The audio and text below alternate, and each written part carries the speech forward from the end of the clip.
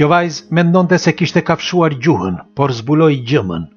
Jamie Powell në ditët në vijim zbuloi diçka që e tronditi fort. Kur u zgjua në mëngjes, ajo vuri re se në gjuhë kishte një blam të zezë. Fillimisht kujtoi se kishte kafshuar gjuhën duke ngrënë, e ndoshta nuk e kishte ndjerë. Ndaj dhe mendoi se ajo pikë zezë dhe e enjtur do kalonte, por pas disa ditësh po kuptonte se situata po keqçoi gjithnjë më shumë. Gjuha po enjtej akoma më shumë dhe dhimbjet ishin të forta. Vetëm pas 2 javësh Jamie vendosi të bënte një kontroll dhe shkoi tek dentisti duke kujtuar se ishte një problem i dhëmbëve.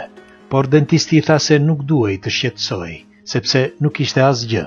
E megjithatë, Jamie nuk u bind, e kështu për të qenë më sigurt shkoi tek mjeku. Mjeku sapo e pa e këshilloi urgjentisht të bënte disa teste specifike, sepse situata ishte diçka e pazakontë.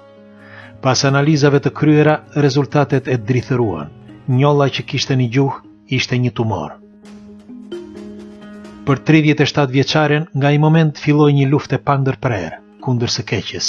Fillimisht ju desh të përballej me një operacion kirurgjikal shumë delikat për të pastruar tërë pjesën e zezë të gjuhës, pastaj të bënte riabilitimin. Por kanceri i kapi sistemin nervor dhe ju desh të bënte 30 cikle terapeutike në kokë dhe në zverk. Për një kohë shumë të gjatë, ajo tregon se i dukej sikur gjuha nuk ishte e saj, sepse nuk e ndjente fare. Madje nuk ndjente asnjë shije, veç pislëqet që dilnin nga plaga. Vetëm pas shumë trajtimesh, një periudhë që zgjati pothuajse më shumë se 2 vjet, Jamie filloi të merrte veten. E dal nga dal filloi të ndjente gjuhën dhe shijet e ushqimeve që hante. Dhe siç e tregonte vet, e luftoi të keqen veç me forcën e mendjes, sepse në situata të tilla shumë njerëz e lëshojnë vetveten, por duhet forcë dhe kurajo.